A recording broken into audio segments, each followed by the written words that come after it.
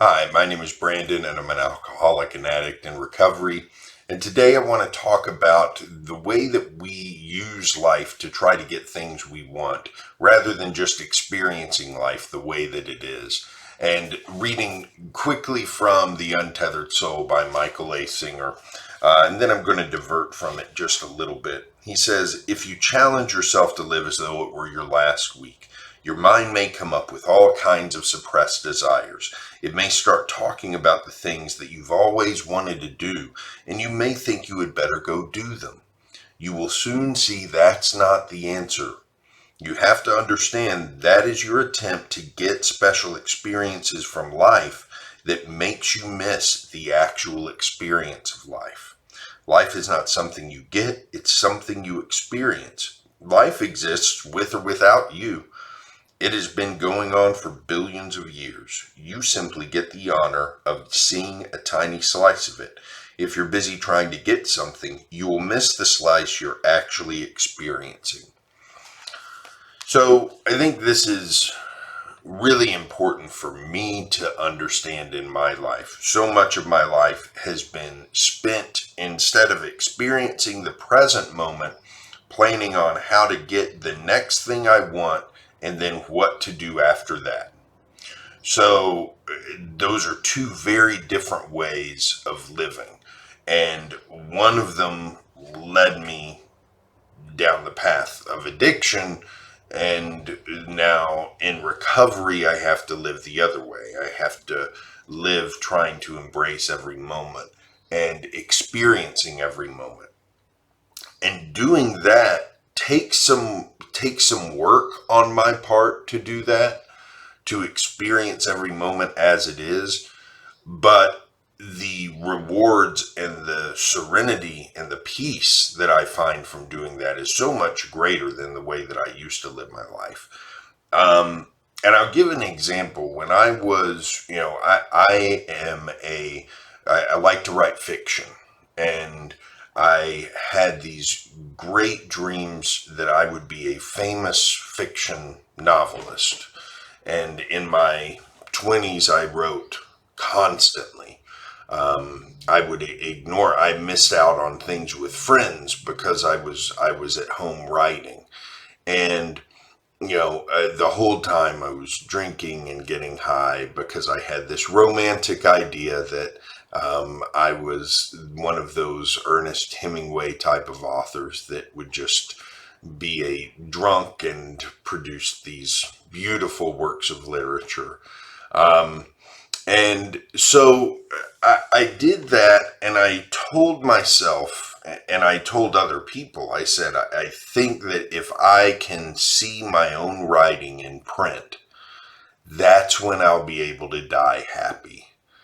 And just saying that out loud, it seems so silly to me to stake all of my happiness in life on that one thing.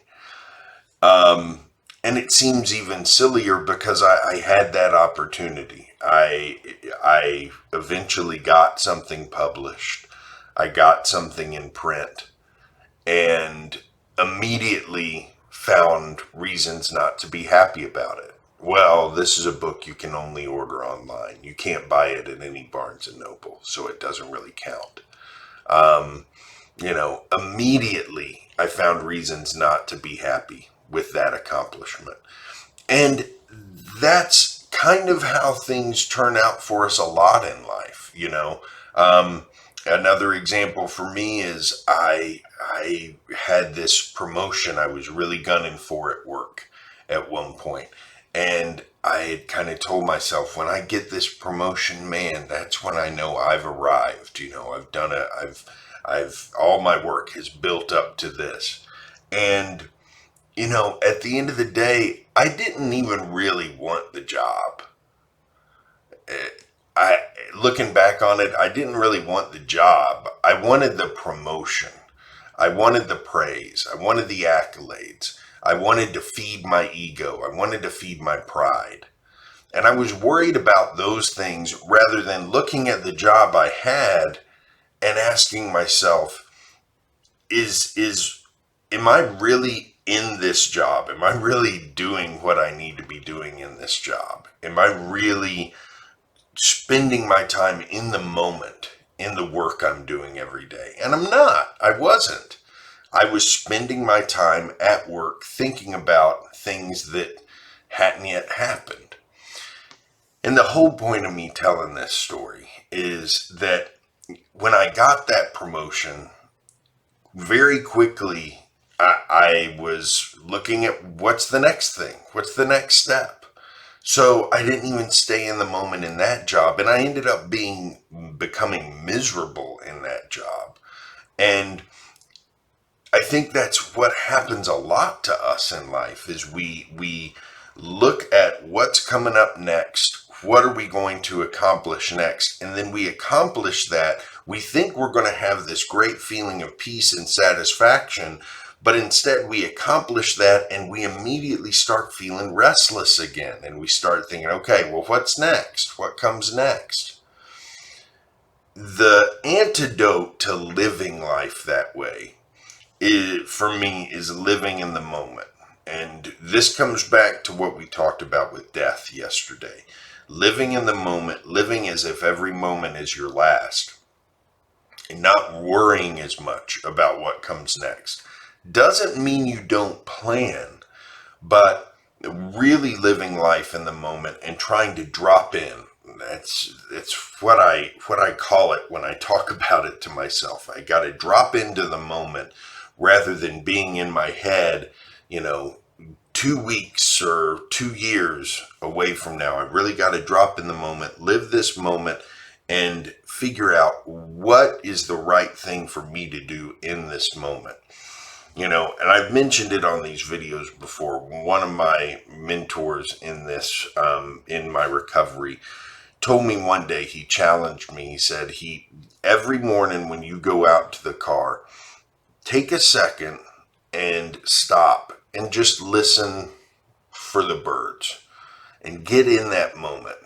And if you do that and you realize you've never heard the birds, that's a good indication that you should practice dropping into the moment as often as you can, because there are things you're missing by not doing that. I'm not perfect at it. I catch myself doing it all the time. My son will come up to me and want to play, and I'll be thinking about what I need to do next for taking care of the house or for getting ready for work or something like that. And there's some times where it's appropriate to say, now's not a good time to play. But a lot of times I need to just let go and be willing to sit on the floor and put everything else in life aside and just be in that moment with him and play, rather than being worried about what comes next. What am I missing out on because I'm doing this now?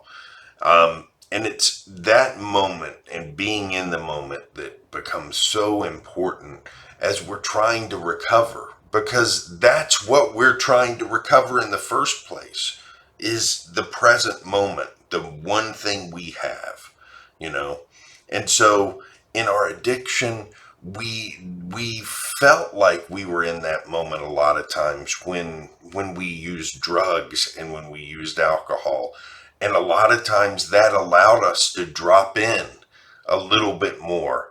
And for a lot of us, I think that's why we use drugs and alcohol, because it was the one thing we could do that let us just zone in on the present moment. So for those of us in recovery, we do have to practice this, but it's good work to practice this. It's good work to practice what it's like to be mindful of your thinking, to be mindful of what's happening in the present moment, and to force yourself to stop and listen to the birds. Force yourself to stop and take a breath and just feel the breath. Just feel the breath in you and feel what it feels like to be alive. We don't do that often. A lot of times we're so busy trying to get what we want that we don't take any time to feel what it's like to actually be living. And that's the key, I think. So I have to remember that, while it's important to plan, I'm not saying don't plan for the future, but don't stake your life on things that are going to happen in the future. That's what I was doing for so long. I was saying, as long as this happens, I'll be happy. As long as this happens, I'll be happy.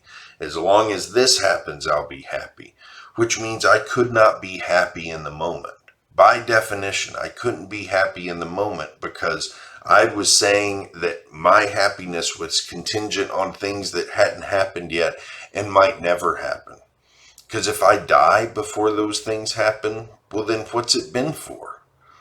But if I die right now as someone who's living life in the moment, then I think that's worth it. That's what life is about. It's trying to figure out how to experience it without all the other noise around you.